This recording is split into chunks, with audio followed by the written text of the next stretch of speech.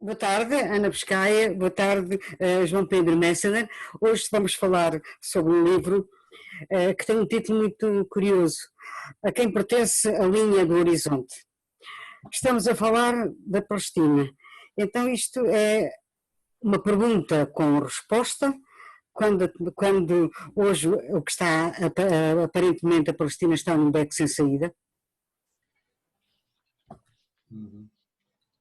Bom, eh, é uma pergunta que eu acho que todos nós, nomeadamente todos os portugueses, todos aqueles que nos ouvem, devem fazer neste momento, porque quando nós olhamos o mar e deixamos que os nossos olhos se percam no horizonte, a sensação que temos é uma sensação de liberdade, não é?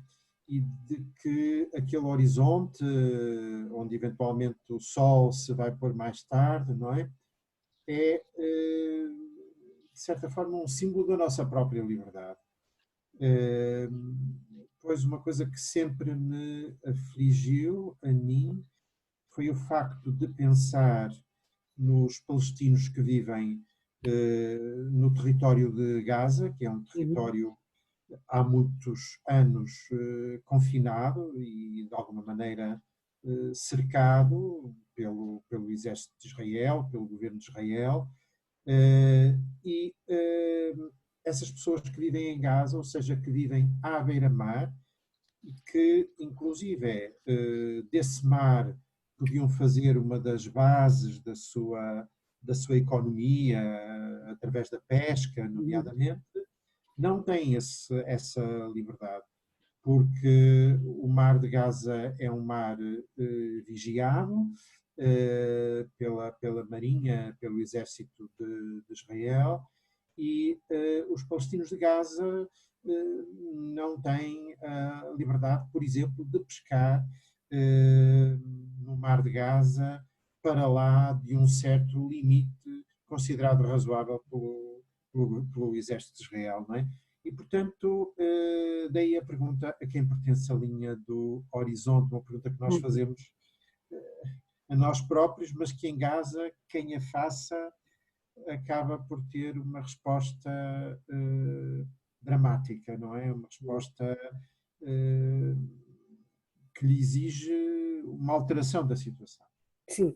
Ah, Tu falaste aí esta questão da linha do horizonte e da situação dramática em que vivem os palestinianos, mas eu gostaria de colocar a questão. Eu, quando li este livro, remeteu-me para uma viagem que eu fiz em trabalho já há muitos anos à Palestina e que, curiosamente, me ajudou a perceber que a vida não é preto e branco. Portanto, nós quando falamos da Palestina, falamos sempre da situação do conflito, não é? Permanente, terrível, da morte que aquelas pessoas estão permanentemente sujeitas. De um povo sem pátria ainda para poder exercer a sua vida normal. No entanto, o que eu pude verificar é que, apesar disso, o, o que é facto é que há vida na Palestina, não é? E quando eu quero dizer que há vida na Palestina, quero dizer que as pessoas vão à escola, as crianças vão à escola, as pessoas casam, as pessoas dançam, as pessoas riem, choram. E o que me pareceu neste livro é que é um livro muito a preto e branco, ou não? Bom, daqui a bocadinho a Ana Biscaia poderá dizer alguma coisa sobre isso, visto que fez umas ilustrações Eu já que tenho umas se não perguntas para a Ana. necessariamente é preto e branco, não é? Isso também tem o seu significado. Bom, eu concordo que realmente a vida não é preto e branco na Palestina, concordo com o que disseste, e depois espanta-me até eh, favoravelmente que os palestinos sejam dos povos árabes com um nível de educação e de cultura, não é? Mais elevado no Médio Oriente. E que seja um povo, por exemplo, de grandes poetas, como Mahmoud Uhum. Darwish, que é um poeta que eu leio sempre, além de ser um povo de pintores, de cineastas, de gente que faz teatro, de gente que resiste através da cultura e da arte, de gente que tem um festival de cinema, cinema e direitos humanos.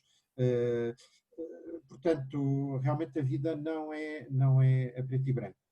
Agora, estes poemas de a quem pertence a linha do horizonte, eh, alguns também mostram que a vida não é preto e branco. Por exemplo, quando falam até da natureza, não é? De uma certa liberdade de que a natureza de alguma maneira goza e de que os seres humanos lá em Gaza, na Cisjordânia, em Jerusalém Oriental, etc., não conseguem gozar, não é?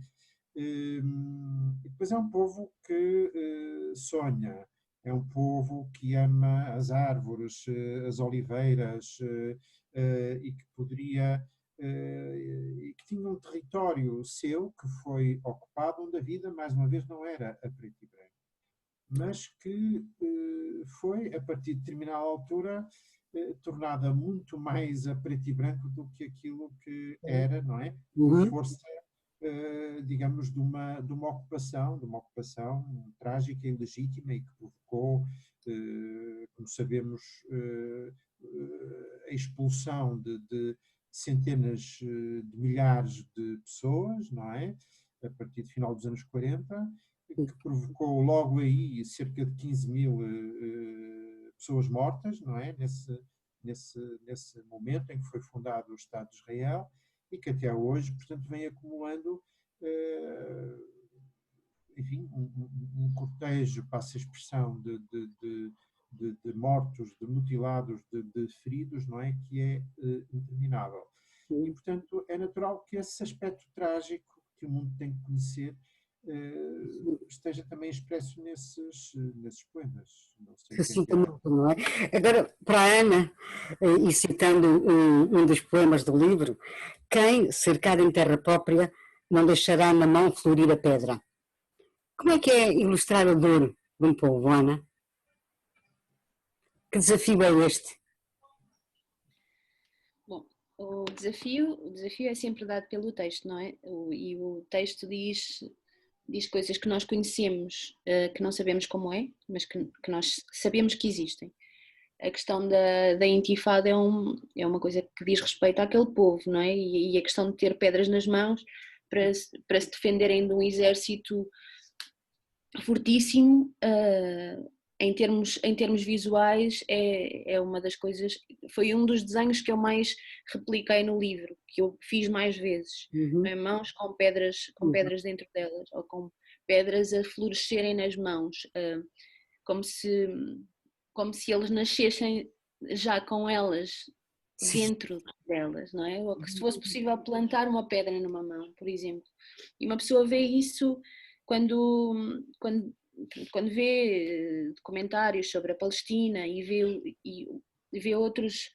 vê cenas, por exemplo, de crianças que já desde muito pequeninas estão habituadas a que os pais, por exemplo, e os irmãos sejam presos e reagem com aquilo que é natural do ser humano, que é uma emoção humana, que é a raiva e o desespero quando veem um soldado a passar junto à rua onde eles moram. E já desde muito pequeninos a reação deles, por exemplo, é muito clara, porque incendeiam, por exemplo, pneus, que é uma das outras ilustrações que está presente no livro, e fazem-nos rodar pela ribanceira abaixo para atingir o soldado que passa. E, portanto, isto é difícil. É difícil, porque tu dizes que há a vida na Palestina, não é? Apesar de tudo. Mas não há paz. Pois não. E a paz é uma coisa, é um valor, nós sabemos isso aqui, isso nós sabemos, o que é ter paz e o que é não ter paz. E o que é que isso vale na vida de uma pessoa. E é fácil assumir uma posição perante isto. E logo é fácil desenhar sobre isto. Não é? E depois tenho a responsabilidade de acompanhar aquilo que o poema me diz e aquilo que o poeta escreveu, portanto não há volta a dar. acho eu. E a propósito do que o poeta escreveu, ocupar ou anexar, como propõe hoje Donald Trump, é apenas uma questão semântica, como diz o poema. Pois, essa pergunta remete para uma das preocupações deste livro, não é? Que é também a forma como nós usamos as palavras quando nos referimos a esta tragédia, não é? Que já se prolonga há tantas décadas, não é? É que realmente é um pouco complicado, por exemplo, falar em conflito israelo-palestiniano, quer dizer, ou israelo-palestino, quando, na verdade, aquilo de que se trata é de uma ocupação Exato. legítima de território, não é? Que era de um povo, não é? Portanto, é ignorar, por outro lado, tudo aquilo que têm sido as resoluções, não é, das Nações Unidas, não é, permanentemente violadas pelo Estado de Israel, resoluções que vão no sentido de reconhecer o direito dos palestinos, portanto, ao seu território e a um Estado soberano, e resoluções que condenam a ocupação cada vez maior, não é, de território que era palestino, e a criação de colonatos, não é, pelo Estado de Israel. Aliás, esta última iniciativa, não é, de Trump e de Netanyahu vai precisamente no sentido de tornar definitivo, não é, de tornar irreversível, não é, a ocupação de territórios, por exemplo, na Cisjordânia, que são territórios que as Nações Unidas reconhecem como sendo territórios palestinos portanto, aceitando que esses colonatos que já lá estão instalados, não é, por Israel, aí continuem e sejam legitimados. Portanto, isso é uma coisa inaceitável. E por isso, alguns destes poemas chamam também a atenção para estas questões Uhum. semânticas, não é? E o que é ocupar?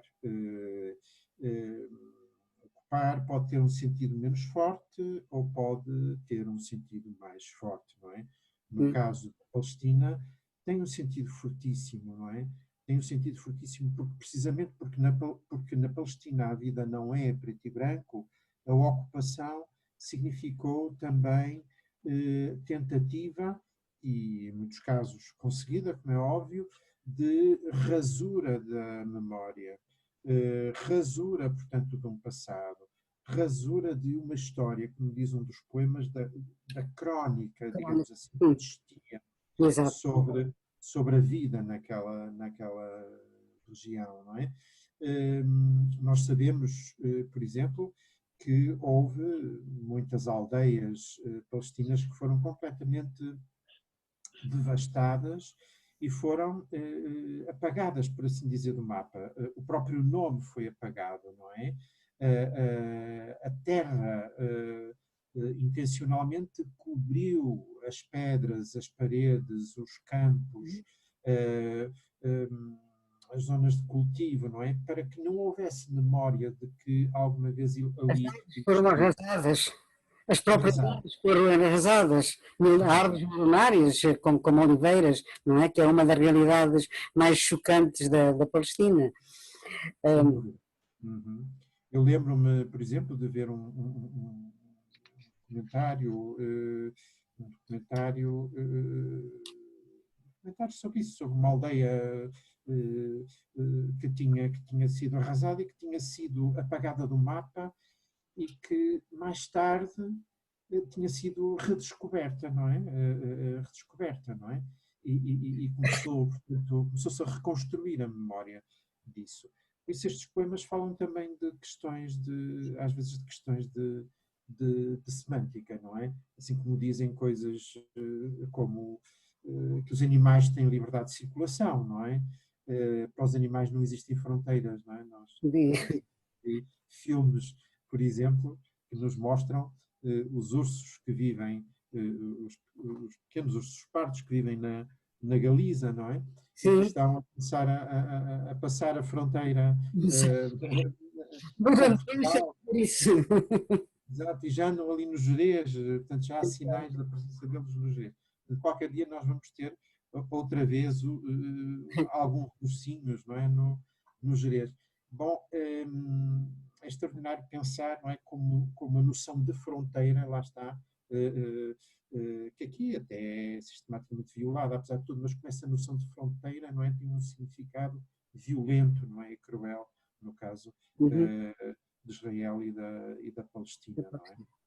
Este é um livro, foi assim que eu o senti, um livro de amor e de morte, tanto na escrita como na ilustração, onde a denúncia e o desencanto andam de mãos dadas. Há esperança para a Palestina? O que é que acha, Ana?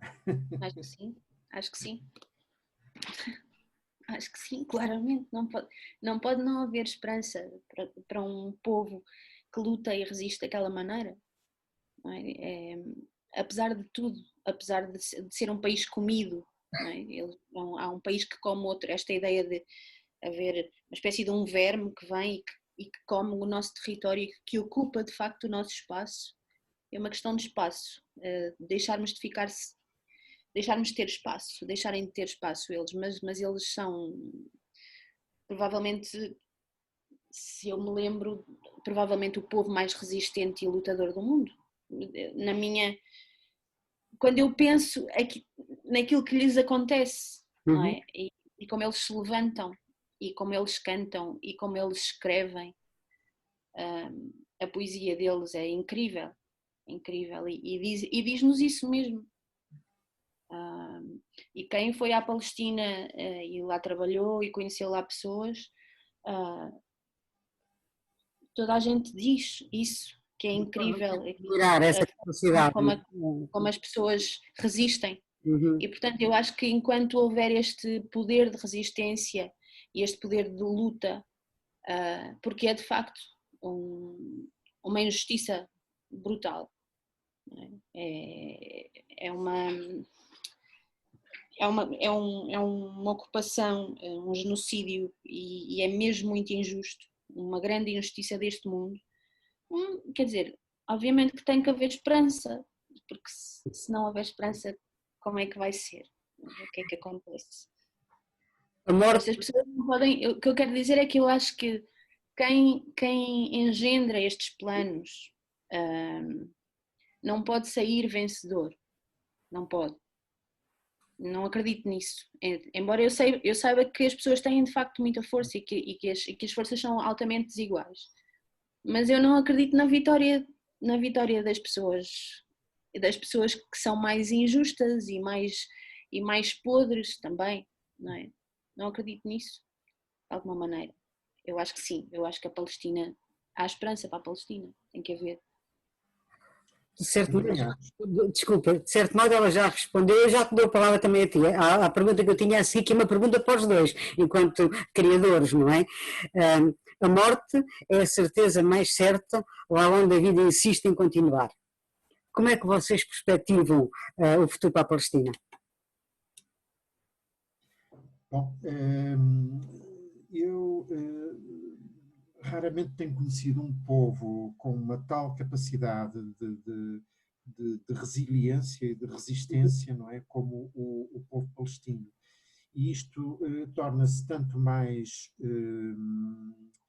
significativo quanto nós sabemos que é um povo vítima de uma opressão permanente, não é?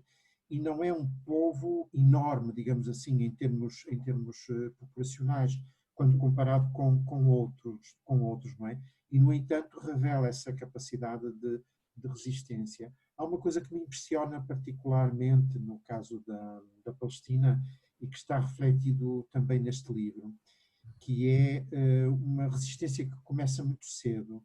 Isso. Começa nas crianças, passa pelos adolescentes, não é? E, portanto, e chega depois, enfim, aos adultos, naturalmente, não é? E é impressionante saber, por exemplo, o número chocante, não é, de adolescentes que estão neste momento presos, não é, na Sim, Palestina, presos na Palestina. sim. É um número absolutamente chocante. Como também é chocante conhecer o número de crianças e de adolescentes, não é, que ficam feridos nas mais diversas circunstâncias, não é? Quer nos postos de controlo, etc., quer, por exemplo, agora na grande marcha do retorno, não é? Que vitimou centenas de palestinos e que vitimou e feriu muitas crianças e muitos adolescentes. E é por isso também que nós, eu e a Ana, até em trabalhos nossos anteriores, por exemplo, neste livro que publicamos em Tempos, Uhum. que me estarias a ler, e que tem na capa justamente uma criança, que parte de uma história de uma criança, nós conferimos neste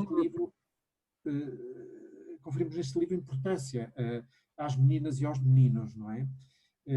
À infância. E há vários poemas sobre a infância quer dizer, as próprias meninas e os próprios meninos são aqui um pouco símbolos de uma resistência que não termina, que continua, que se reforça. Eu não sei se, Anabela, se permites que eu leia aqui um Sim, seria muito bom. texto, Sim. que é logo um texto do início, que é Uhum. precisamente sobre uma menina, não é?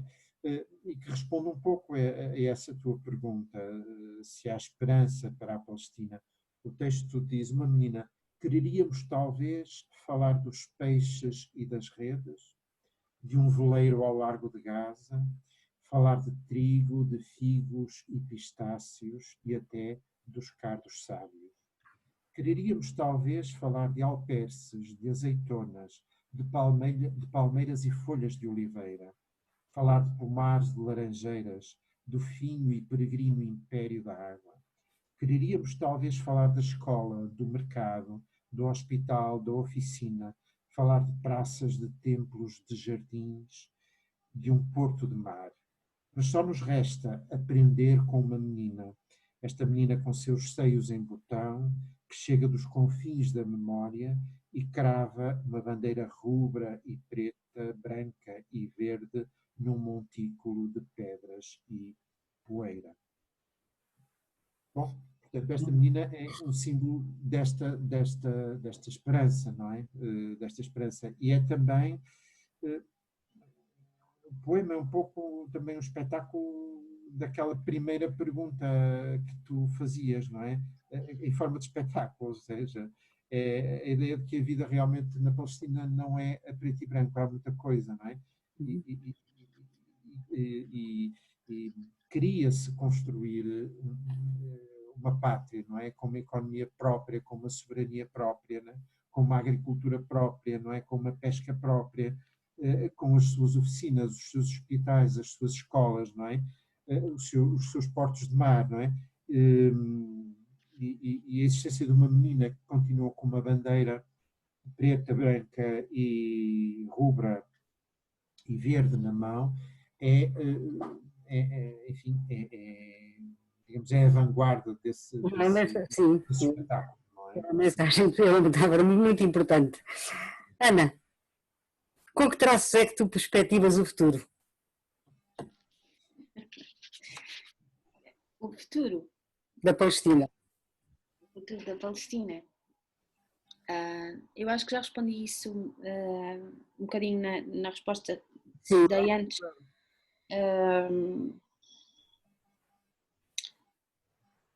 É difícil ao mesmo tempo, não é? Apesar de eu saber, de eu ter a certeza absoluta cá dentro que há esperança, é difícil porque é de facto existe muito maltrato ali.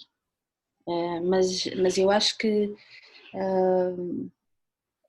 era preciso nós termos outra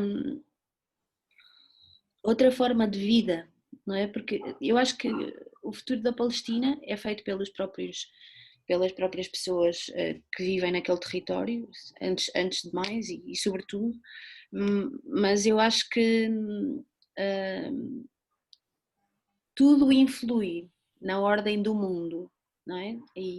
E a ordem do mundo, nós neste momento estamos a viver no meio de uma pandemia e a ordem do mundo precisava de ser alterada, não é? Precisávamos de viver noutro tipo de sistema, acho eu. Precisávamos de ser mais fraternos e solidários uns com os outros, precisávamos de nós próprios ser os... não é? Mas este desejo de desenho de um outro futuro aqui, por exemplo, tenho a certeza absoluta que tem influência ali, do outro lado, na linha do horizonte, não é? E eu acho que isto não é obviamente que é uma questão local, mas